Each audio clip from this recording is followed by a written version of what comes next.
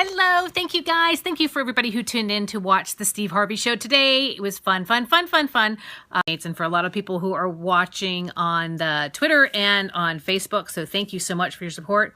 So here's what I want to do. I want to be able to answer some of the questions that are coming in that I'm getting so that you can use some of the facts and resources and tools that I teach with my own clients. So here's number one. It doesn't matter whether I'm dealing with somebody who is trying to move up in their career or whether I'm dealing with somebody who's a small business owner. It seems to be that people have built up this make-believe myth of fear of numbers in their head. Really have.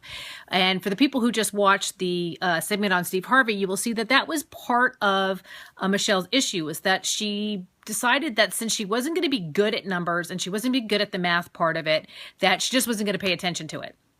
And that happens in so many people's lives, right? So whether you have a job, whether you're, not working right now, whether you're at home, money is just a part of our life. So that's number one. Money isn't going anywhere, and money is always going to be in our life. So you must understand the rules of a game when it comes to money. And here's the fundamental number one. The way you respect and treat money is how it's going to respect and treat you.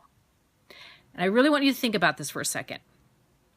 Most of us never learned the tools on how to have a healthy relationship with money. And the reason we didn't is because our parents didn't teach it to us. And then the generation before that, and then the generation before that. Remember, so during the Great Depression is where people really learned a maybe too conservative relationship with money. And then the generation after that got a little bit less tight, and then we got completely loose and free, and that's why we're in the heavy debt society that we're in right now.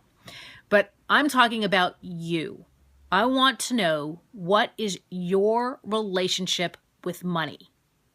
Because that will dictate so many other things in your life. And most of us, right, because we use plastic now, have not mentally made the connection when we swipe that card that is your wealth, right? And I don't mean, how do I explain this? If you're not conscious and present when you spend, then because you don't energetically respect it, that's why you don't have the abundance of it. So let me see if I can explain it this way. Something doesn't come to you unless you have learned to honor it, respect it, and value it, right? So love or money, it doesn't matter. So until you start practicing how to respect money, why would the world give you an abundance of it? Because you haven't learned to respect it at $1. Why would we give you 100,000 or 200,000 or 1 million or tens of millions? So you have to practice with all of it. That's why there's an old saying that came from I believe it was like the 1800s, and it says, you don't have to worry about the dollars if you're watching the pennies. No, the other way around. You don't have to, you don't have to worry about, if you're watching the pennies, you have to worry about the dollars. Oh, hello, Brazil. Oh, I love Brazil. Thank you. Wonderful place.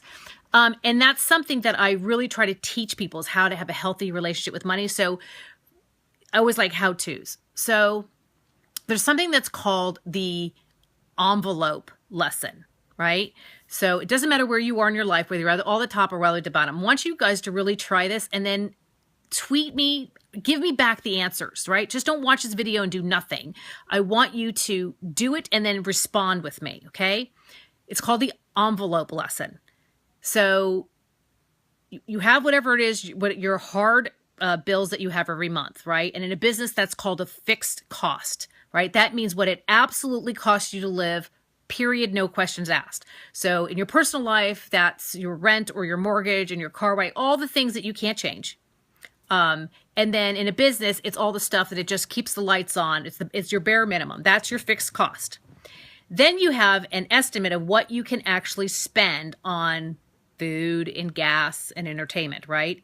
I don't care if it's only $20 that you have left. If that's your budget, that's your budget. If it's $200, then it's $200. Whatever it is, you're going to say, here's what I have to pay, and this is what I have left over. So let's say it's $200. You take $200 in cash, you put it in an envelope, and that is on the 1st of January. That is what you have for the month. You cannot deviate from it. So every time you go into the envelope and you go, oh, I need to spend some money on gas, or I want to buy a cup of coffee, or whatever, you'll find that you'll get more and more conservative as the month goes by because you're coming down with less and less money. And first month, you'll be horrible at it. And so what?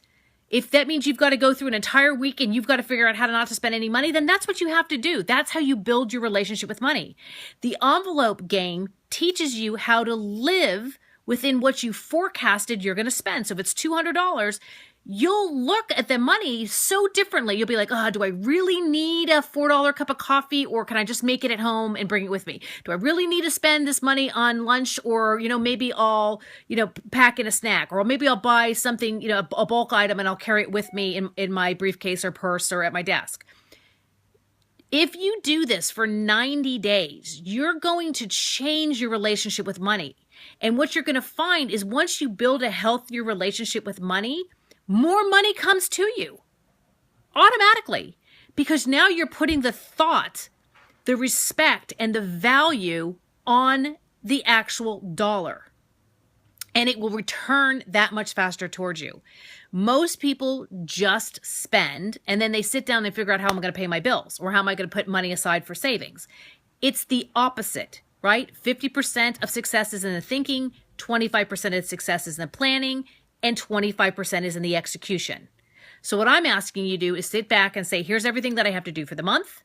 I'm going to set myself $200 as in my envelope, and that's all I have to spend. And force yourself to get creative on how to solve things without using money, right? And when you do this, I'm telling you, I promise you, you will be able to get a different relationship on everything that you do will be different, right? You will spend differently. All these years later, when I find that I'm getting a little too loose with things, I go right back to the envelope game. I teach it to my children. I teach it to my employees. You got to get healthy with it, and it will change everything else that you want in your life. And it's fundamental if you want to move your career or if you want to build a business, you have to get to the one-on-one with the mathematics of this, which is the money. And if you watch the Steve Harvey show that I just taped, I was talking to Michelle about getting rid of the emotion with her apprehension about keeping a financial spreadsheet. And if that is your hang up, if it's sitting down and doing the bills and doing your financial assessments and projections for the month, if that's what's causing you anxiety, get a buddy, get somebody to do it with it, make it a game, make it fun. But you have to keep the accountability. I have ever spent, I'd say maybe 10 years, what my return was supposed to be for each one of my actions, right? Now, that doesn't mean that I'm so tight with money and so conservative that I don't have fun. I do, but I plan and I budget for it.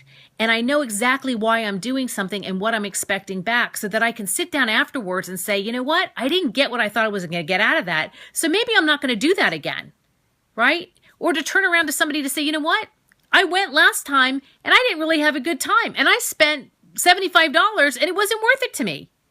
You have to get healthy with the fundamentals that make success. So that means your time, your money, your planning, your thinking, your strategy.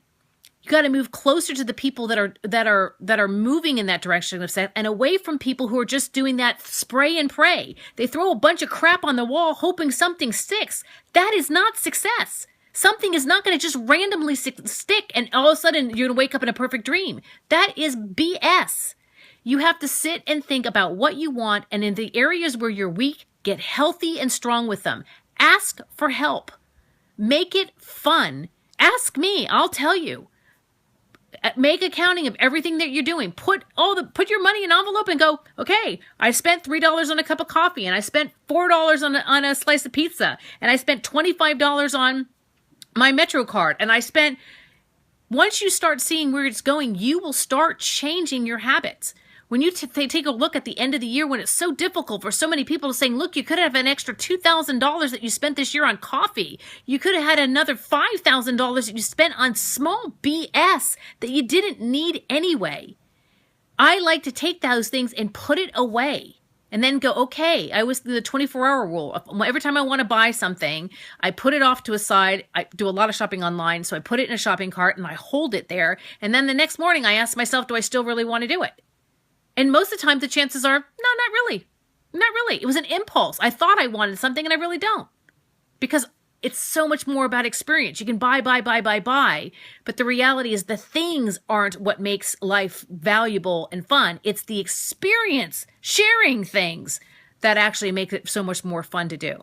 So that's my little preaching session today. I don't want to get too deep with you guys, but I do want to know who out there is going to do the envelope game. And if you're going to do that envelope game, I want to hear the results. And if you're getting stuck, if it's getting hard, tweet me, post me on Facebook, ask me, say, you know what, Amelia, I'm down to my last $11. What do you think I need to do? I will help you, but you got to start. I can't do the sweat. You've got to do the sweat, but I will help guide you along the way. And everything I've learned is from real hard, cold, heart-wrenching experience. So I don't want you to have to go through the quicksand that I have. I'm here to try to help you. I wish somebody would have done it for me. So have a fantastic middle of the week. Get out those envelopes, and I'm going to be here to help you. So I'll tune in again tomorrow. So thanks so much. Again, I want to see you on Twitter and on Facebook. Let me know that you saw me on Periscope. Talk to you soon. Bye.